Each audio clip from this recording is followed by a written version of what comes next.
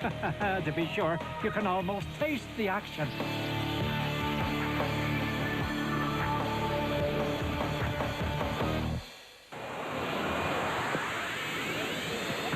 The 10th Nissan Sugarbelt 400, round 2 of the Bankfin Off-Road Championship, got underway with an expo at the Olympia Hall in Pietermaritzburg recently. The off-road fraternity turned out in force to give ardent fans a taste of the action, scheduled to get underway at the Beaumont Eston Farmers Club the following day. Steve of Big Brother fame tried his hand at riding Alfie Cox's Dakar KTM, but with little success.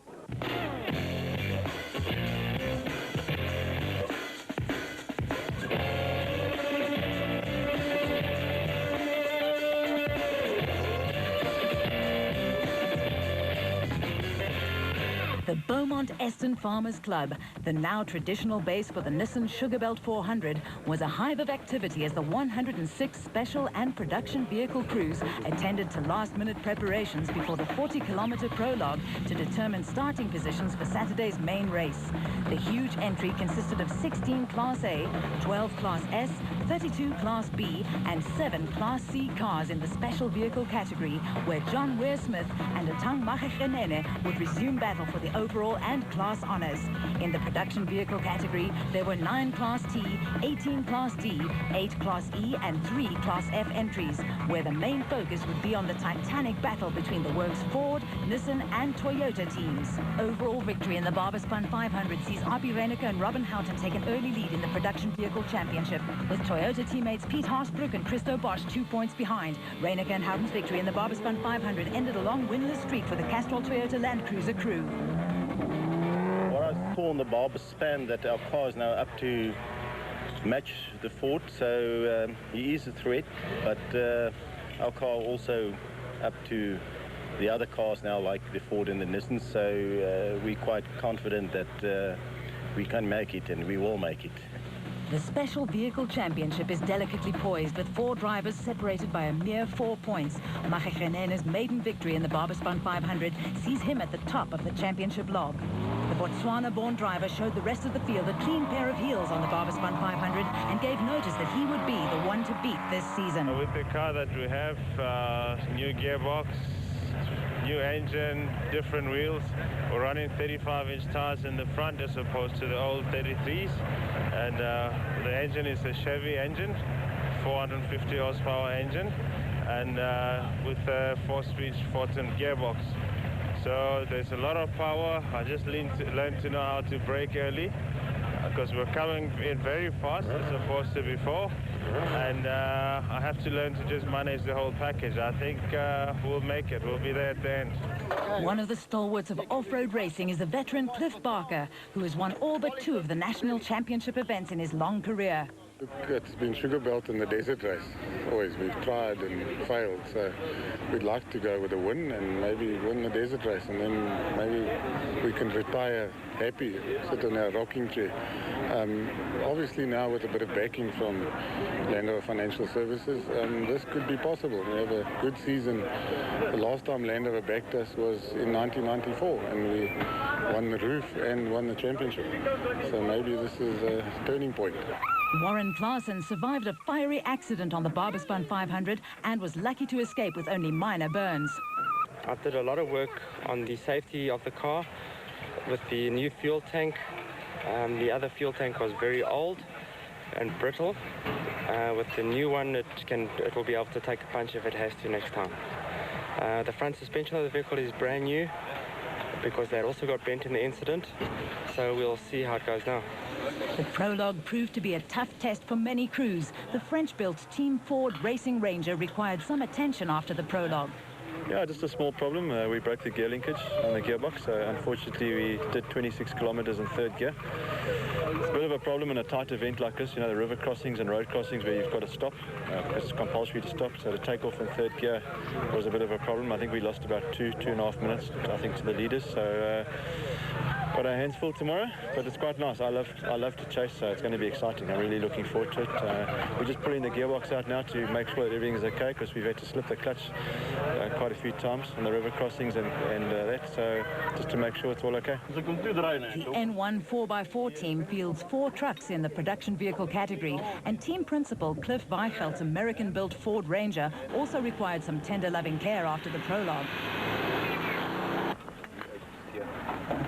So, Cliff, what's the problem? We hit one of those cautions. We were drifting sideways and we thought, no, we hit that sideways, we'll be over. So we went straight and we bent our belly plate. There's nothing serious. We're just scared we hit another one and we get more damage. So we'll just sort it out quickly. The locally built M&E glass bat of father and son duo Bodo and Gary Bertholdt dominated the prologue and would start over a minute ahead of Hannes Grobler and Richard Leek in the Works Nissan Hardbodies. The Bankfin Off-Road Championship brought to you by Ford, Nissan, Toyota and Bankfin. If it moves, we'll finance it. Got it. By Ford, Nissan, Toyota and Bankfin. If it moves, we'll finance it. The 414-kilometre route for the Nissan Sugarbelt 400 comprised a north and south loop, which crews would have to complete twice. Unfortunately, with all the dew on the grass, we're going to have to take it very easy in the morning until such time as the sun comes out and it's nice and dry. So while it's slippery, we'll take it easy. The four-wheel drives do have an advantage, but fortunately, we've got a nice bat here, which will take us well to the finish, hopefully. Veteran Hannes Grobler was hoping to break a winless streak and gave notice to the rest of the production vehicle field that he would be the man to beat by posting a time 25 seconds faster than teammate and reigning champion Geniel de Villiers. You've got an advantage that you haven't got that much dust, but it could be slippery and you're going to make road for the other guys. And also there's sometimes some private guys with their cars on the roads, so when the first guy goes past, then they give way for the other guys. Tosca farmers Pete Haasbroek and Christo Bosch have proved to be formidable contenders in the Castrol Toyota Land Cruiser in Class D. A podium finish on the Barbaspan 500 was a major boost for the team. Ding is ons moet kyk vir die stof. Ek weet dit gaan 'n droë wedren wees. En die ou wat die beste kan bestuur, want dit is 'n rally waar met bestuurstegniek het. Ek weet dit is nie net vir jag nie. Mense moet kan tussen die sekuriteitslane want die gras is baie nat, hulle gly. En ek hoop dit gaan goed. Despite their knowledge of the local conditions, Manfred Schroeder and Jack Peckham could only post a time 1 second faster than Hugo and Jaap de Bruin in the Toyota Hilux. Being a farmer myself, I mean, I drive in sugarcane fields every day of my life, so I know where the ditches and the yumps are, so I should be able to read the road quite well. A sunny and respectable 8 o'clock start for the Nissan Sugarbelt 400, and ahead of the 107 starters lay 414 kilometres of tough racing through sugarcane fields, forests and over mountainous terrain. The Bertholdts were first off the line, but their race would be run within the first hour when a front spindle broke. Grobler and Leek had the advantage of four-wheel drive on the Nissan Hardbody and would use it to maximum benefit in the slippery early morning conditions. But breathing down their necks were a host of other Class T contenders. Reigning champions Geniel de Villiers and Francois Jordan scored their maiden production vehicle victory on last year's Nissan Sugarbelt 400. A non-finish at the Barbaspan 500 meant that they would have to play catch-up if they had any hope of winning back-to-back championships. The 4 times touring car champion has taken to off-road racing like the proverbial duck to water and has competed in only 13 off-road races, including this event, in his short but spectacularly successful off-road career.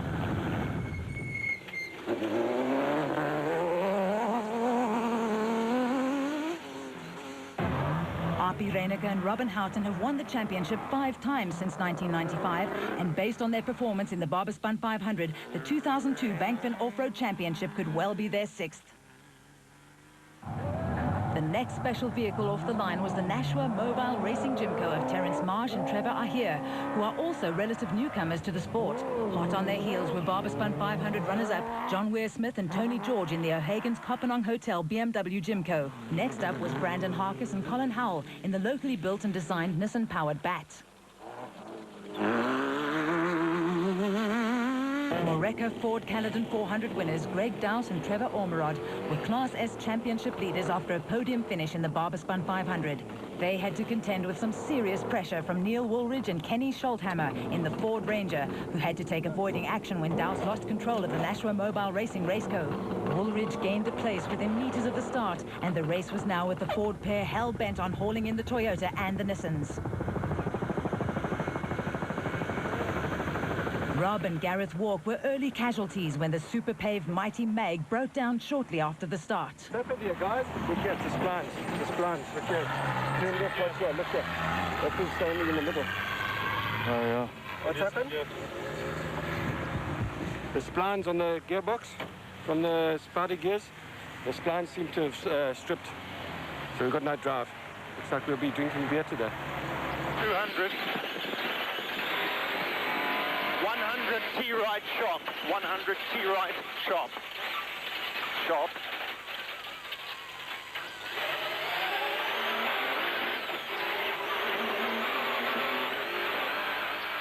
Following the early demise of Gary and Bodo Berthold, Hannes Grobler and Richard Leek moved into the lead, but couldn't relax their pace because they had their Nissan teammates Geniel de Villiers and Francois Jordan in close pursuit.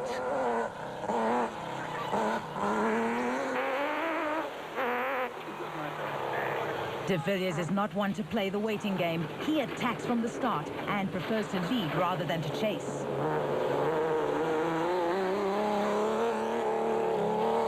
R.P. Reineke and Robin Houghton were having a steady run in the Castrol Toyota Land Cruiser, which will soon be replaced by a brand new vehicle, currently nearing completion at Toyota Motorsport. On board with special vehicle category leaders John Weir-Smith and Tony George in the O'Hagan's Kopenhagen Hotel BMW-powered Jimco, now fitted with 35-inch tyres all round to improve braking and handling.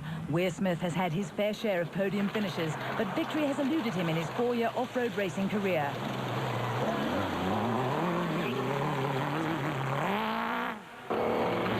And Scholthammer picked up a puncture and once again found themselves behind a Nashua Mobile Racing entry, this time the Jimco of Marsh and Ahir.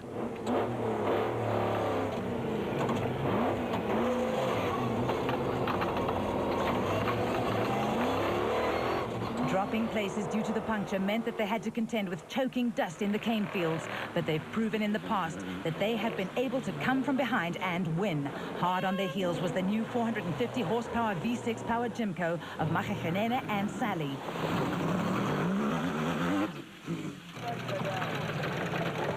Former quad racers Mark Breckel and Ian Kilburn in the ex-Stan Illman Roof of Africa winning Brasco Refrigeration Raceco were well placed at this point, but would later retire with a blown engine. Class B leaders Warren Morton and Donovan Brown from KwaZulu-Natal set a blistering pace and had moved into the top 10, but were closely followed by Class D leaders Pete Haasbroek and Christo Bosch in the Castrol Toyota Land Cruiser, which was performing faultlessly. Class A contenders Greg Harvey and Boy Stone maintained a steady pace, but were followed closely by locals Gavin Gray and Brian Scott, who were the Class B winners in the Barberspun 500. The competition in Class B has developed into a north versus south battle, with the field equally split between Gauteng and KwaZulu-Natal. Higo and Jaap de Bruin had matters under control in Class E in the competitive Toyota Hilux, but had to guard against putting a wheel wrong. They couldn't afford to lose any time to the hard-charging diesel-powered Ford Ranger of local cane farmers Manfred Schroeder and Jack Peckham.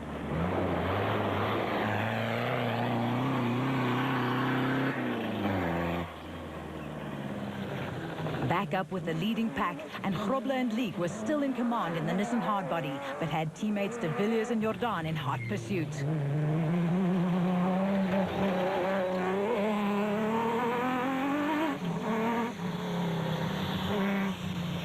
The Reineke-Houghton Castrol Toyota Land Cruiser was experiencing power steering problems, which slowed them somewhat.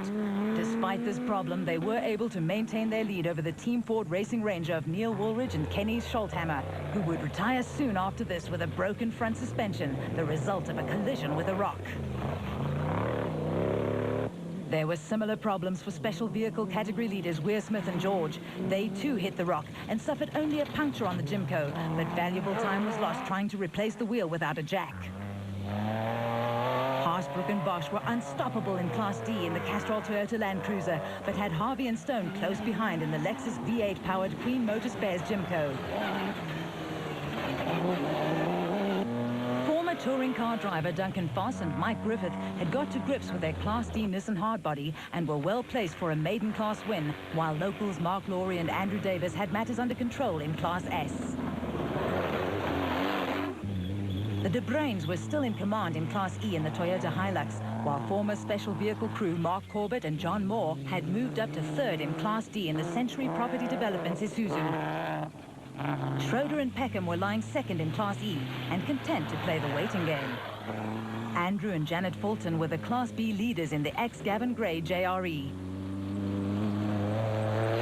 Multiple champion Franz Chepek Sr. and Scott Abraham led Class F in the O'Hagan's Kopenhagen Hotel Jeep. However, their race would end 40 kilometers from the finish when they rolled 30 meters down a mountainside. Machigenena and Sally would also be forced into retirement with gearbox problems. The designated service point and new leaders. De Villiers and Jordan had got by teammates Grobler and Leek and took advantage of their new long-range fuel tank, which meant they no longer had to refuel at the halfway mark. Grobler and Leek were forced to make a pit stop for fresh tires. The T6 entry, and well, let's wait and see. That is Hannes Grobler, Richard Leek. Well, we're leading in the early stages. Pit crew running absolutely berserk, and it looks like new rubber. Haven't come through yet in that Toyota Land Cruiser. Yeah, we just got lost for 7 minutes probably. Reineke and Houghton were next into the pits in the ailing Castrol Toyota Land Cruiser. It was going quite well this morning. We were matching the Nissans pretty nicely behind them, and then this last loop, just everything's gone wrong. We first had the main cable come off the battery. So every time in the corner, whatever, if the car stalls, you have to get out, hold the cable on, start the car up. All your odo is zero, so a bit of a problem. And then about 40 k's from the end here, we lost the power steering. We don't know why they're trying to sort it, but we're just dropping time now, so we have to try and fix it.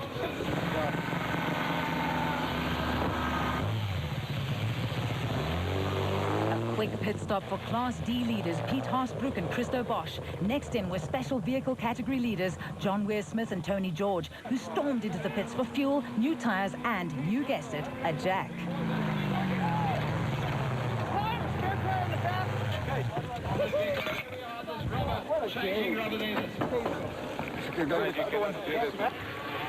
Yeah, really good. We just had to try and find a way to get the wheel off because we never had a jack, so Greg's on his way in. The race was now on with Greg Harvey and Boy Stone arriving in the pits just minutes after the special vehicle leaders, who wasted no time in getting back into the race.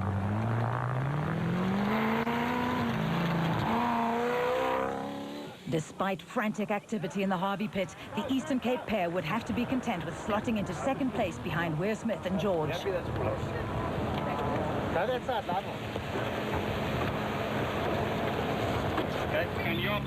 A solid performance saw the De Bruins enter the pits with a comfortable lead in Class E.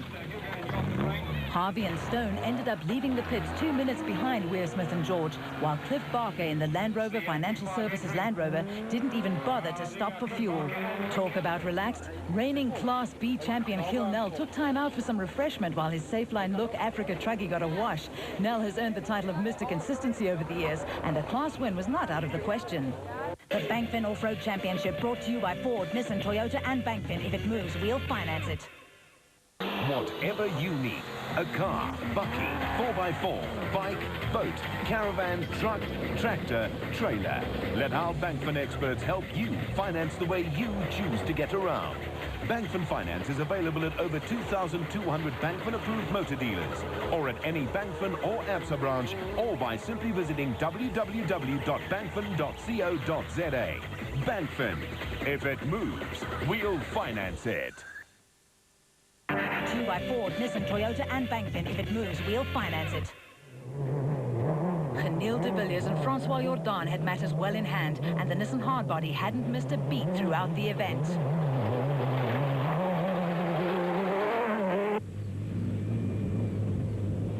Hannes Grobler and Richard Leek were on a charge and could have done without being held up by one of the black markers, who politely made way for the Nissan pair.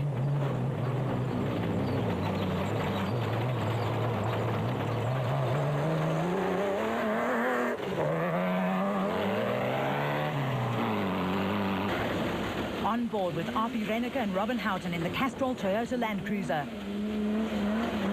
The ongoing power steering problem made the going tough, and they were later forced to retire from the event.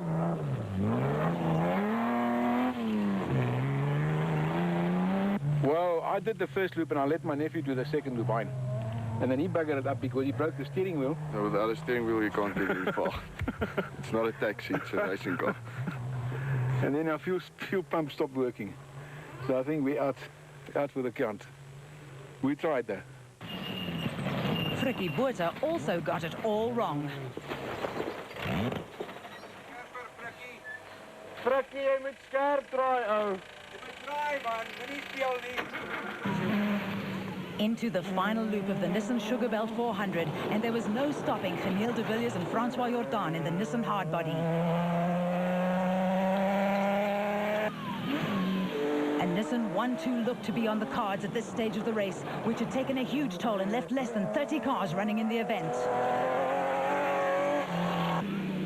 There was also no stopping Weir Smith and George, who'd picked up their pace and left Harvey and Stone trailing by over 20 minutes. Also unstoppable were Pete Haasbroek and Christo Bosch in the Castrol Toyota Land Cruiser, who had the measure on the rest of the Class D field. Nissan pair Duncan Foss and Mike Griffith, in only their second year of off-road racing, acquitted themselves well of their task and were second in Class D. Mark Corbett and John Moore had settled down into a comfortable third place in Class D in the Century Property Developments Isuzu, but were closely followed by Greg Harvey and Boy Stone in the second-placed Class A Jimco. Schroeder and Peckham finally got the better of the De Bruynes and were now leading Class E in the Ford Ranger. Cliff Weichelt and Johan Smallberger had moved up to third in Class T in the N1 4x4 Ford Ranger, which won last year's Toyota 1000 with Woolridge behind the wheel. Dawson Ormerod had soldiered on and regained the Class S lead, while Mr. Consistency, Gil Null, had taken command of Class B in his Safeline Luke Africa Truggy. The closing stages of the Nissan Sugarbelt 400, and De Villiers and Jordan were heading for yet another victory in their Nissan hardbody. A back-to-back victory for the reigning production vehicle champions.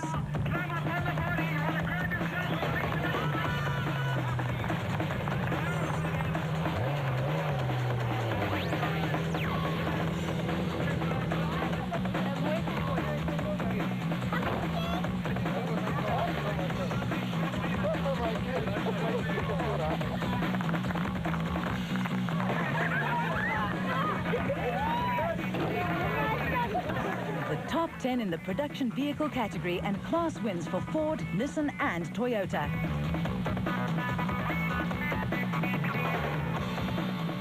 Conditions it was good. There was a bit of dust with us catching the back markers and stuff, but overall it was actually a brilliant day. It was a very nice day, so it was great for Bankfan off-road racing.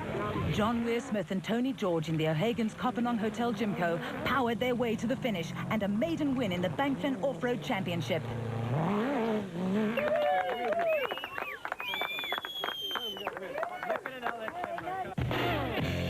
Only 10 special vehicles made it to the finish of the Nissan Sugarbelt 400, which was rated as one of the toughest in the 10-year history of the event. It was really good fun. I think it was a 4x4 race, most definitely. The sugarcane fields were very, very slippery, but it was really great out there. We got one puncher and we lost our jack, so it was a matter of driving onto rocks to try and get the wheels off the ground to change the wheels. Besides that, it was faultless. It was just a wonderful race, very, very well marked and very well organized. Highlights of the Nissan Sugarbelt 400 round.